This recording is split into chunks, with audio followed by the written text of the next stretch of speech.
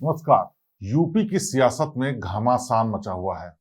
भले ही 2027 के चुनावों के लिए अभी 1 साल का वक्त बचा हो, लेकिन हर सियासी दल ईंटी चोटी का जोर इसलिए लगा रहा है ताकि कोई चूक ना हो जाए और बाजी वो कहीं हार न जाए। तो आज सबसे पहले बात समझते हैं कि चुनाव की रैलियां अब इम्पोर्टेंट रह गई हैं या फिर जो तकनीक की लड़ाई चल रही है वो इम्पोर्टेंट हो गई है। अब रैलियां नहीं, रजिस्टर से जीता जाएगा चुनाव, ये तय हो चुका है एसआईआर आने के बाद। आज की तारीख में यूपी की सड़कों पर जो सन्नाटा दिख रहा है वो इसलिए क्योंकि लगातार जो कोशिशें सियासी दलों की तरफ से हो रही हैं वो लोगों से मिलने जुलने की नहीं हो रही हैं, बल्कि रजिस्टर को दुरुस्त करने की हो रही हैं। क्या आप जानते हैं कि लखनऊ और दिल्ली के बंद कमरों में बैठे रणनीतिकार इस वक्त क्या कर रहे हैं? वो भाषण नहीं लिख रहे हैं, वो लोगों को लुभाने की कोशिश भी उतनी नहीं कर रहे हैं, बल्कि वो वोटर लिस्ट में एक एक पन्ने का पोस्टमार्टम कर रहे हैं ताकि वो तय कर सकें कि आखिरकार कौन उनका वोटर है या नहीं है। तो आज का एक्सप्लेनर इसी अदृश्य शक्ति पर है जो कि आने वाले चुनाव में सबसे बड़ा फैसले का कारण बनने वाला है। अगर हम पीछे मुड़कर साल 2024 के लोकसभा नतीजों को देखें तो वो नतीजे यूपी में बेहद चौंकाने वाले थे। राजनीति की जो रणनीति थी उसमें ऐसा शौक लगा था कि जिसके बाद सियासी दल सोचने लगे थे कि आखिर हुआ क्या।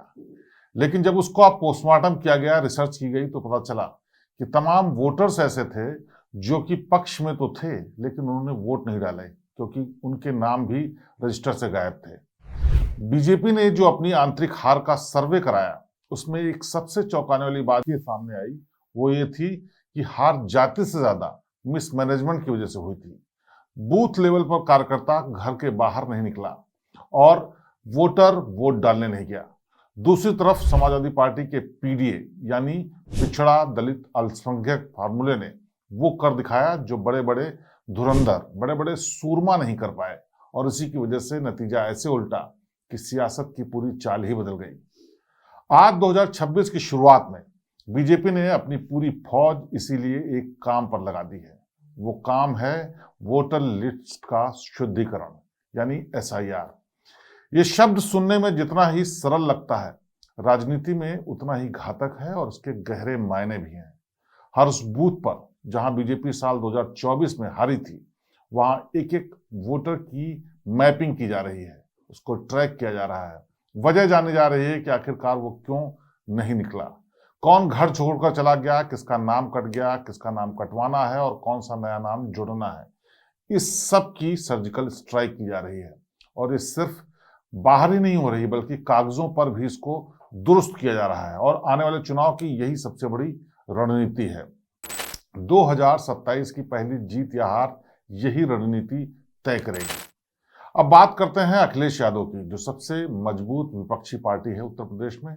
2024 की जीत ने उन्हें एक नया आत्मविश्वास दिया, नया रास्ता दिखाया। लेकिन क्या पीडीए का गुब्बारा 2027 तक फूला रहेगा या फिर उस पर असर आएगा? अब सपा सिर्फ यादव और मुसलमान की पार्टी कहलाने के लिए तैयार नहीं है। इस ठप्पे को वो उतार फेंकना चाहती है क्योंकि वो अब लार्जर पिक्चर देख रहे हैं। आज की तारीख में विपक्ष का सबसे बड़ा डर यही है कि कहीं सत्ता पक्ष प्रशासनिक मशीनरी का इस्तेमाल करके उनके वोटर्स का नाम काट न दे, और इसकी बात लगातार कई बार अखिलेश यादव कर भी चुके हैं। लेकिन इस सब के अलग एक और बात भी है जो समाजवादी पार्टी कर रही है। वो खुद भी चाहते हैं कि एसआईआर के जरिए जिन लोगों के नाम जोड़े या घटाए जा रहे हैं उन पर उनकी पैनी नजर रखे।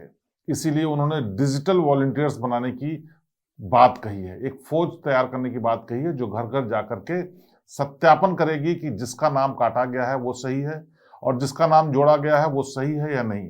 क्या उनके समर्थकों का नाम जानबूझकर तो नहीं काटा जा रहा, और क्या ऐसे लोगों का नाम तो नहीं जोड़ा जा रहा जो बीजेपी के पक्ष में वोट डाल सकते हैं। दूसरी तरफ सीएम योगी का यूपी मॉडल अब सिर्फ बुलडोजर तक नहीं रह गया है, बल्कि उन लाभार्थियों की भी बात हो रही है जिन लाभार्थियों को किसी न किसी सरकारी स्कीम के जरिए फायदा पहुंचाया गया है। ऐसी जाति बनाने की कोशिश जा रही है जो कि लाभार्थी हैं सरकारी स्कीम्स के या बीजेपी की तमाम सोच और उनकी द्वारा की गई कोशिशों की।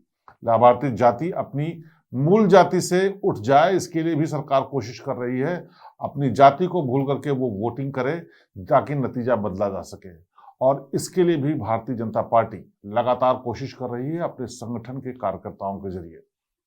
2027 का यूपी चुनाव भारत का ऐसा पहला चुनाव होगा जिसमें शायद एआई आर्टिफिशियल इंटेलिजेंस का भरपूर इस्तेमाल होगा और इसका हर पैमाने पर इस्तेमाल होगा।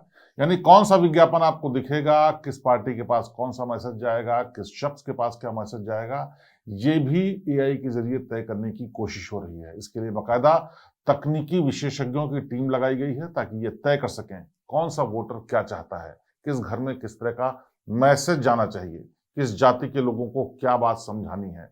और ये सब कुछ आर्टिफिशियल इंटेलिजेंस के जरिए किया जा रहा है ताकि कोई भी वोटर ऐसा नहीं छूटे जिस पर उनकी नजर ना हो या जिस तक उनका कार्यकर्ता ना पहुंचे। आज की तारीख में एआई का इस्तेमाल करके नेताजी आपको वो भाषण नहीं देंगे जो आप सुनना चाहते हैं, बल्कि वो भाषण देंगे जो उनके लिए जरूरी है। और हर किसी के मोबाइल पर मैसेज भी अलग अलग आएगा। हो सकता है आपके मोबाइल पर कोई ऐसा मैसेज आए जो आपके लिए अपीलिंग हो, इस तरह दूसरे के फोन पर ऐसा मैसेज भी आएगा जो उसके लिए अपीलिंग हो। यानी मैपिंग का वो डेटा, वो तरीका, वो तकनीक इस्तेमाल की जा रही है जो हर किसी के लिहाज से अलग अलग तय की गई है। और ये इस स्तर तक हो रहा है एआई का इस्तेमाल। अब पूरा यूपी का एल्गोरिथम ही बदल गया है। इसमें एआई की तकनीक, एसआईआर का शुद्धिकरण और घर घर जाकर के जो वोटरों को समझाने और लुभाने की कोशिश हो रही है, वो सब कुछ शुरू हो चुकी है। और जाहिर सी बात है, उत्तर प्रदेश में भारतीय जनता पार्टी जिसकी सरकार है, उसके पास सबसे ज्यादा ऐसी मशीनरी है, ऐसा संगठन है जिसके कार्यकर्ता हजारों की संख्या में है।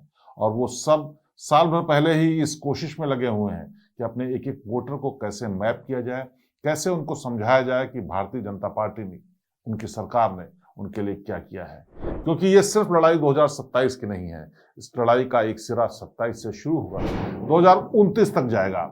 और योगी आदित्यनाथ के भविष्य का भी फैसला इस चुनाव से शर्तिया होगा। क्योंकि 2029 के बाद जब केंद्र में सरकार बदलने की बात आएगी या नेतृत्व बदलने की बात आएगी, जब नरेंद्र मोदी के बाद के चेहरे की बात आएगी, तो बात योगी आदित्यनाथ की भी उठेगी। लेकिन तब तक यह फैसला हो चुका होगा कि 2027 में योगी आदित्यनाथ ने आखिर क्या कमाल दिखाया, और उस कमाल के बूते ही तय होगा कि क्या वो नरेंद्र मोदी के बाद भारतीय जनता पार्टी का राष्ट्रीय स्तर पर यानी प्रधानमंत्री के तौर पर चेहरा बनेंगे या नहीं। इसीलिए अगर भारतीय जनता पार्टी के लिए ये साख की लड़ाई है, आगे के सफर की लड़ाई है, योगी आदित्यनाथ के लिए प्रधानमंत्री बनने की राह की लड़ाई है, तो समाजवादी पार्टी के लिए वर्चस्व और अस्तित्व बचाए रखने की भी लड़ाई है। 2 बार हारने के बाद अखिलेश यादव को भी यह तय करना है कि आखिरकार वो अपने वोटर्स को किस तरह से बांधे रखें, सत्ता में किस तरह से आए, अपनी ताकत को किस तरह से दिखाएं, 2024 की जीत को किस तरह से दोहराएं जो बीजेपी ने हार के रूप में देखी थी। तो सबके लिए चुनौती बराबर की है। और ये लड़ाई बहुजन समाज पार्टी के लिए भी है। बहुजन समाज पार्टी की मुखिया मायावती के लिए वर्चस्व की नहीं, अस्तित्व की लड़ाई बन चुकी है। क्योंकि अब से पहले कई चुनाव ऐसे हुए हैं जहां पर बसपा का प्रदर्शन बहुत ही खराब रहा है। ऐसे में अगर मायावती 2027 में कुछ भी नहीं कर पाती हैं तो उनके लिए शायद वो अंतिम पायदान होगा और वो रिटायरमेंट का वक्त होगा। क्योंकि लगातार खराब प्रदर्शन की वजह से पार्टी में उनकी खुद की भी साख कम हो रही है और जो सहयोगी दल हो सकते हैं उनके सामने भी उनकी वैल्यू घट रही है। इसलिए 2027 के लिए वो भी अपने दलित वोटरों को, कोर वोटरों को जोड़ने की कोशिश जरूर करेंगी, लेकिन उनका जैसा पहले भी रहा है सब कुछ बहुत खुफिया तरीके से रहता है, किसी को ज्यादा कुछ नहीं पता चलता है।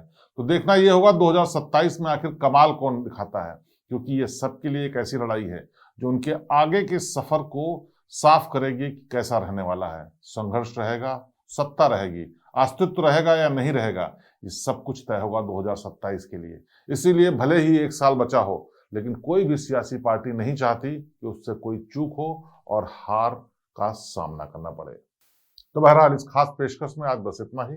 बाकी देश और दुनिया की खबरों के लिए देखते रहिए हमारा चैनल, सब्सक्राइब करना बिल्कुल न भूलें और इस खबर को भी आगे तक बढ़ाएं ताकि लोगों को पता चले कि आखिरकार यूपी की राजनीति में चल क्या रहा है। नमस्कार।